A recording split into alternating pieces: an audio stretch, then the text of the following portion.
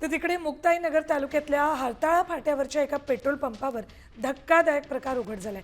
Petrol संपेल या अफवेमुळे नागरिक पेट्रोल डिझेलसाठी रांगेत उभे आहेत आणि अशातच एकानं चक्क 500 लिटरच्या मोठ्या प्लास्टिक टाक्यांमध्ये पेट्रोल भरून नेल्याचा प्रकार समोर आलाय।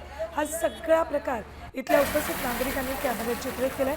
त्यामुळे इंधनाची साठवणूक करून काळा बाजार केल्याचा संशय व्यक्त केला जातोय। संबंधित पंपानं शासनाचे नियम धाब्यावर बसवल्याचा आरोपही होतोय। प्रशासनाकडून कारवाईची मागणी नागरिकांनी केली।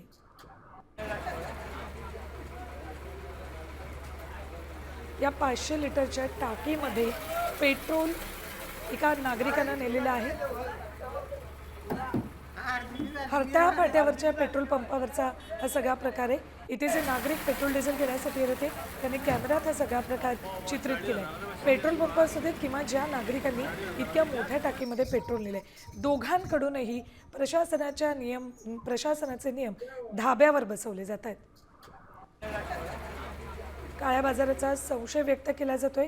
आता अशा साठेबाजांवर आणि प्रशासनाचे नियम धाब्यावर बसवणाऱ्यांवर प्रशासन कारवाई करणार का याकडेही लक्ष आहे।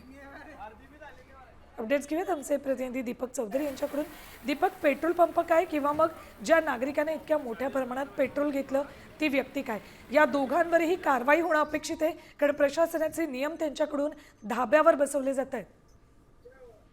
एकीकडे जळगाव जिल्ह्याचे कलेक्टर रोहन घुगे यांनी पत्रकार परिषद घेऊन सांगितलं की सर्वत्र मुबलक साठा आहे, कुठेही कोणत्याही प्रकारची कमतरता नाही। आणि दुसरीकडे 500 लिटरच्या टाक्यांमध्ये पेट्रोल व डिझेल भरले जात आहे।